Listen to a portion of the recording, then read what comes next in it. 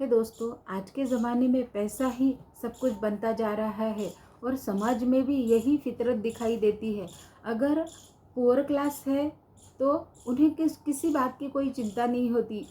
सड़क के किनारे झोपड़ी बांधकर रहने वाले लोगों को कोई मान सम्मान दे ना दे उनको कोई फ़र्क नहीं पड़ता। उन्हें ना किसी बात की चिंता ही होती है कि कल बॉस डांटेगा क्या, बच्चों के लिए अच्छी स्कूल ढूंढनी है, लग्जरी लाइफ जीनी है। इन सब चिंताएं तो उन्हें होती ही नहीं है। वो मस्त मौला की तरह जीते हैं। ना कोई उन्हें ज़्यादा टेंशन होता है और ना ही उन्हें घर के ईएमआई की टेंशन होती है। तो दूसरा आता है मिडिल क्लास। मिडिल क्लास यह मिडल, जिस तरह poor class, middle class, high class, middle class ये बीच में आता है, उस तरह ही सारी चिंताएं, सारे टेंशन्स इस पर ही दिखाई देते हैं। और उसके बाद आता है high class, luxury life, luxury businesses, पैसे की विपुलता, यह सब बातें इस हाई क्लास में दिखाई देती है। इस क्लास में मान सम्मान रिस्पेक्ट पैसों से ही तो मिलता है। अगर कोई रिच पर्सन है और उस रिच पर्सन के लड़के की लड़की की शादी है तो सारा मीडिया, सोशल प्लेटफॉर्म पर उसके ही चर्चे होते हैं कि उस शादी में किस तरह से खाना मिला है, गिफ्ट मिले हैं, कौन कौन से गिफ्ट आए हैं, उनके कपड़े लहंगे, इनकी ही बातें होती है। तो इन दोनों डिफरेंस में का बीच में का जो पॉइंट है वो है मिडिल क्लास। मिडिल क्लास वालों की सिचुएशन कैंची के नीचे फंसे हुए कपड़े की तरह होती है, जो कटता ही जाता है, पिसता ही जाता है।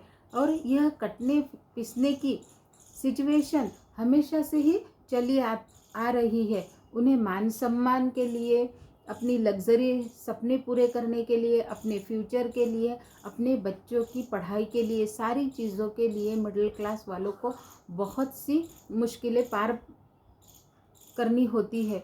मान लीजिए अगर उन्हें किसी के शादी में, किसी के फंक्शन में जाना है और वो भी महीने के आखिरी के दिन में आया हुआ है, तो उनकी इस तरह से पैसे बचाने की, लोन लेने की शुरुआत होती है। हर खर्चे को कम करने की वो कोशिश करते हैं। और मान सम्मान अगर उन्हें समाज में चाहिए तो उनके लिए भी उन्हें पैसे खर्चे करने पड़ते हैं। जिनके पास बड़ा घर है, बड़े गाड़ियां हैं, उन्हें लोग ज़्यादा से ज़्यादा रिस्पेक्ट देते हैं। तो ऐसे में मिडिल क्लास लोग जो दिनों दिन पुअर होते जा रहे हैं, 2 दिन 4 दिन नहीं, ये पीढ़ियों से आती हुई बात दिखाई देती है। हम बार बार एडवर्टाइजमेंट देखते हैं और ना भी देखे तो घर से बाहर निकले कि हमें रोड पर इतनी सारी एडवर्टाइजमेंट दिखती है कि हमारा मन लचीला हो जाता है। रास्ते पे हम जा रहे हैं और कोई नगरी का काम चालू है, जैसे साई नगरी, ओम श्री साई नगरी, और वहाँ पर बड़े बड़े फ्लैट्स है, चिंतामणि नगरी, वहाँ पर इतने बड़े बड़े फ्लैट की ऐड लगाई होती है। ऐसी सुविधाएं है, वैसी है, जिम है, गार्डन है, बच्चों को खेलने के लिए सुविधाएं है। और फ्लैट की कीमत आप पहले डाउन पेमेंट 5 लाख 10 लाख भर दीजिए, बाकी की फिर ईएमआई पर ले लेंगे। ऐसी ऐड होती है कि जो बेचारा मिडिल क्लास आदमी है वो सपने देखने शुरू करता है कि चलो लोन ले लेते हैं ऑफिस से या किसी से और भर देते हैं, और फिर हर महीने कुछ ना कुछ अमाउंट बचाकर भर देंगे। तो यहाँ से उसकी कटौतियाँ शुरू होती है। लोग कहते हैं कि कंजूस तो नहीं हो गया है, कल तक तो कैब से आ रहा था, आज तो बस में धक्के खा रहा है। तो ये किसके कारण हो रहा है? ये हो रहा है आज के समाज में जो एडवर्टाइजमेंट का इतना फैड पड़ रहा है उसके कारण तो नहीं दोस्तों, ये हो रहा है हमारी लालच के कारण। हम जो ऐसे सपने देखना चाहते हैं जो हम अभी के अभी पूरा कर सके, तो अब कोई भी सपना पूरा करना, और वो भी फाइनेंशियल, ये कोई मजाक का काम नहीं है जो एक दिन में पूरा हो सके। बच्चों के लिए अच्छी पढ़ाई है तो हर माँ बाप का सपना होता है, लेकिन अच्छी पढ़ाई सिर्फ महंगे स्कूल में ही मिलती है ऐसा तो नहीं है।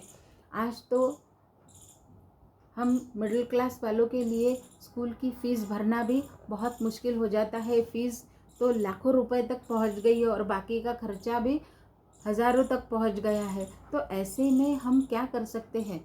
अगर स्कूलों में वो भी ज़्यादा फीस वाले स्कूलों में ही पढ़ाई होती थी, तो फिर बाकी के बच्चे कहाँ पढ़ेंगे? तो यह भी एक सोचने वाली बात है। हम बड़ा घर चाहते हैं, लेकिन हम जिस एरिया में रहते हैं वहाँ पर अगर हम फ्लैट की कीमतें देखेंगे तो हमारा सर चकरा जाएगा। लाखों रुपए की कीमतें हो गई है और मटेरियल के भाव तो आसमान छू रहे हैं। ऐसे में ईएमआई के भरोसे अगर हम बैंक से लोन लेंगे तो हमारी ज़िंदगी पूरी लोन चुकाते चुकाते ही चली जाएंगी। तो अगर हम बड़ा घर चाहते हैं तो हमें उसकी प्लानिंग करनी है। 10-15 साल तक अगर हम नहीं रुक सकते तो तब तक हम छोटा घर ले सकते हैं और अपने लोन को हम किस तरह से कम कम करते जाए इसके बारे में हम सोच सकते हैं। कहा जाता है कि चद्दर देखकर पैर पसारना चाहिए। ये कोई बुरी बात नहीं है दोस्तों।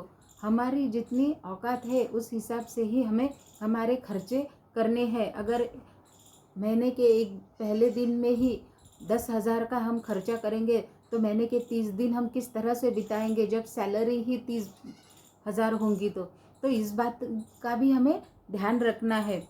हमारा जो मंथली पेमेंट आता है उस पेमेंट का हम इस तरह से डिवाइडेशन करें और उसे प्रॉपरली हैंडल भी उसी तरह से करना है ताकि हम ये मिडिल क्लास की लाइफ भी अच्छे से जी सके। दोस्तों, मिडिल क्लास की लाइफ कोई बुरी लाइफ नहीं है। हम तो बहुत खुद को नसीबवान समझते हैं कि हम कहीं भी जा आ सकते हैं। लग्जरी लाइफ जीने वालों को हर समय अपने गार्ड के साथ ही रहना होता है, कैमरे से छुपते छुपाते रहना होता है। लेकिन हम मिडिल क्लास वाले ऐसे हैं, हम जहाँ चाहे वहाँ जा सकते हैं, घूम सकते हैं, आ सकते हैं। और अपने पुअर क्लास वालों की तरह तो हमारी लाइफ नहीं है कि उनको बेचारों को जब बारिश आती है, धप-धप से जब बारिश आती है तो उन्हें सर ढकने के लिए भी जगह नहीं मिलती है।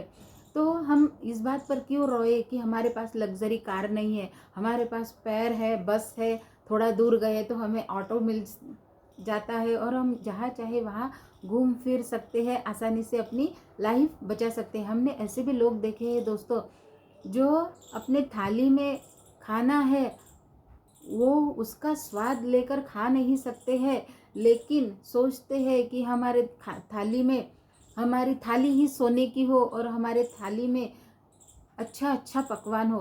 तो आज के ज़माने में तो हम जो चाहे वो बनाकर खा सकते हैं या महीने में एक आध बार बाहर भी खा सकते हैं, उसमें तो कोई दिक्कत नहीं है। लेकिन अगर हम हर रोज़ ही बाहर खाना चाहते हैं तो बहुत से प्रॉब्लम्स क्रिएट हो जाएंगे। और मिडिल क्लास वालों की लाइफ कोई बुरी लाइफ नहीं है। ज़रूरत है कि थोड़ा अवेयर होने का, अपने खर्चों पर ध्यान देने का, अपनी लालच को कंट्रोल करने का। और मिडिल क्लास वालों के लिए सबसे बड़ी और अच्छी बात यह है कि हम टैक्स बेनिफिट भी ले सकते हैं, हम ईएमआई भी ले सकते हैं, हम कहाँ पर भी जा आ सकते हैं।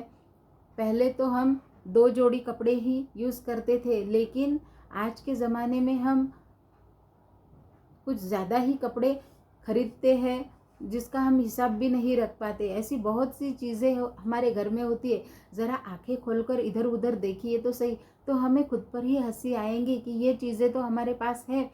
जिन चीज़ों के लिए बाकी लोग तरसते हैं, अपने खुद की तरफ इस नज़र से देखिए कि हमारे पास क्या क्या अच्छा है जो दूसरों के पास नहीं है। तो दोस्तों, हमारी लिस्ट बहुत आगे जाएंगी, हमारी खुशहाली की लिस्ट पूरी हो जाएंगी। बस 1-2 पॉइंट्स ही होंगे जो हमारे पास नहीं है। तो उन 1-2 पॉइंट्स के लिए हम मिडिल क्लास वाले क्यों रोते बैठे, उन्हें वो भी आ जाएंगी। आज नहीं तो कल मेहनत करते रहिए, अपने सपनों पर भरोसा रखिए और सपनों पर भरोसा रखते रखते जो लाइफ हमारे पास है उसे हम और इन्जॉय कर सकते हैं। तो ऐसी बातें याद कीजिए जिन बातों को करने में, याद करने में, जीने में पैसा ना लगता हो। दोस्तों, हंसने के लिए तो पैसा नहीं लगता है, पॉजिटिव एनर्जी लाने के लिए, पॉजिटिव लोगों के साथ रहने में और गॉसिप से दूर रहने में तो कोई पैसा नहीं लगता है। हमारी मेंटल स्टेट हमें इस तरह से रखनी है कि हम हर समय खुश होते जाए।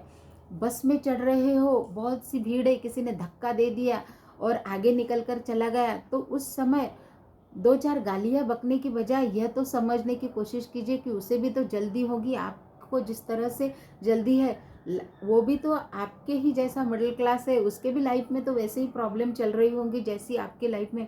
अगर हम ऐसा पॉजिटिव वाइब्स की तरह सोचेंगे ना दोस्तों, तो हमारी आधी से ज़्यादा मुश्किलें सॉल्व ही हो जाएंगी।